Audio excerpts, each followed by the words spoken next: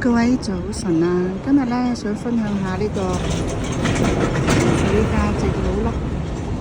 咩叫情緒價值老笠咧？就係話有啲人話情緒價值咧去影響別人，令到自己舒服啲喎。其實呢個係完全錯誤。你發嗰個情緒脾氣咧，其實係完全失控，代表你係唔開心。咁你出咗嚟嘅嘢咧唔開心，自然人哋都唔開心。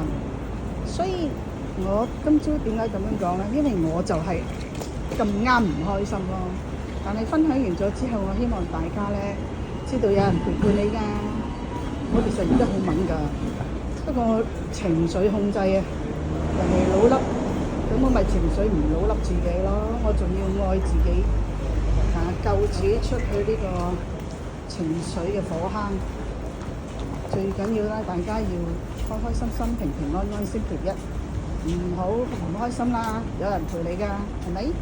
所以今日咧，大家要積極面對，積極面對，好似嗰啲人重複發脾氣、發癲咁樣，重複講重複嘅發癲脾氣，咁我就重複講積極面對、積極面對、積極面對啦，拜。